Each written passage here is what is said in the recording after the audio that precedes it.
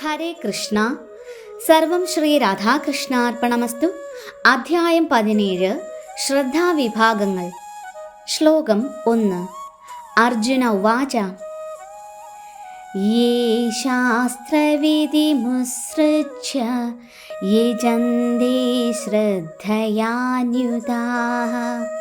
തേഷാം നിഷ്ഠാ തു കാ കൃഷ്ണ സത്വമാഹോ രജസ്തമഃ. വിവർത്തനം.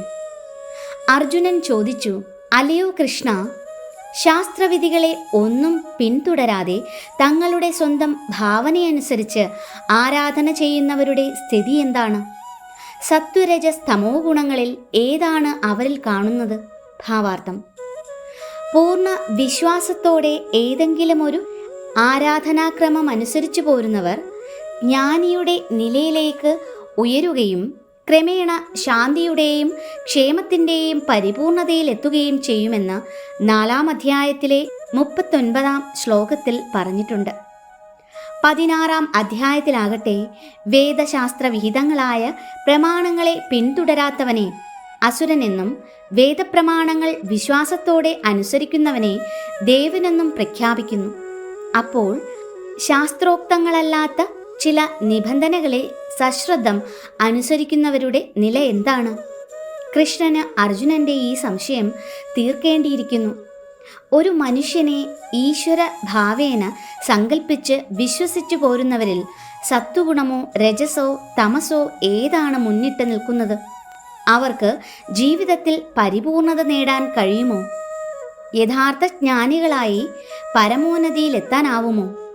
വേദശാസ്ത്ര നിയമമനുസരിക്കുന്നില്ലെങ്കിലും ഏതെങ്കിലും ഒന്നിൽ വിശ്വാസമുറപ്പിച്ച് ഈശ്വരന്മാരെയോ മനുഷ്യരെയോ ദേവന്മാരെയോ ഉപാസിച്ചു പോന്നവരുടെ പ്രയത്നത്തിന് സാഫല്യമുണ്ടോ എന്നിങ്ങനെ അർജുനൻ ചോദിക്കുന്നു. ശ്ലോകം 2. ശ്രീ ഭഗവാനുവാച.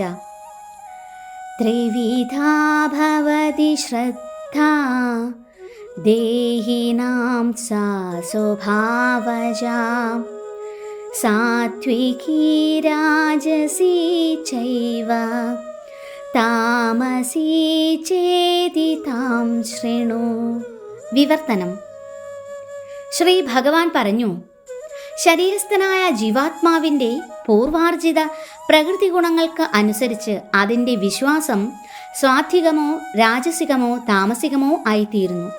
ഇതേപ്പറ്റി കേൾക്കൂ. ഭാവാർത്ഥം. ശാസ്ത്രോക്ത നിയമങ്ങളും നിബന്ധനകളും അറിഞ്ഞിട്ടും അലസത കാരണം അവയെ അനുസരിക്കാത്തത് ഭൗതിക പ്രകൃതിയുടെ ത്രിഗുണങ്ങളാൽ നിയന്ത്രിതരാകയാലാണ്. സത്വരജസ് തമോ ഗുണങ്ങളിലുള്ള തങ്ങളുടെ പൂർവകർമ്മങ്ങൾ അനുസരിച്ച് ഒരു പ്രത്യേക ഗുണത്തോടുകൂടിയ സ്വഭാവം അവർക്കും കിട്ടും.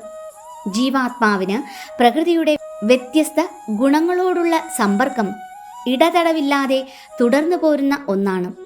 ഇങ്ങനെ ഭൗതിക പ്രകൃതിയുമായി ബന്ധപ്പെട്ടിരിക്കുന്നതുകൊണ്ട് ഭൗതിക ഗുണങ്ങളുമായുള്ള സംസർഗത്തിന് അനുസരിച്ച് വിവിധ രീതിയിലുള്ള മനോഭാവങ്ങൾ ജീവാത്മാവിനുണ്ടാകുന്നു. വിശ്വാസിനായൊരു ആധ്യാത്മിക ഗുരുവുമായി ബന്ധപ്പെട്ട് അദ്ദേഹത്തിൻ്റെ നിബന്ധനകൾക്കും ശാസ്ത്ര പ്രമാണങ്ങൾക്കുമനുസരിച്ച് ജീവിച്ചാൽ ഈ സ്വഭാവം മാറ്റാൻ സാധിക്കും. ക്രമേണ രജസിൽ നിന്നോ തമോ ഗുണത്തിൽ നിന്നോ സാത്വികതയിലേക്ക് ഉയരാം.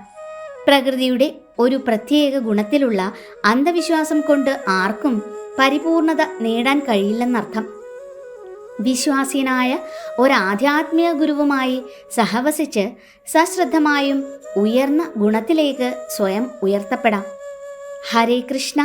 സർവം ശ്രീ രാധാകൃഷ്ണ അർപ്പണമസ്തു.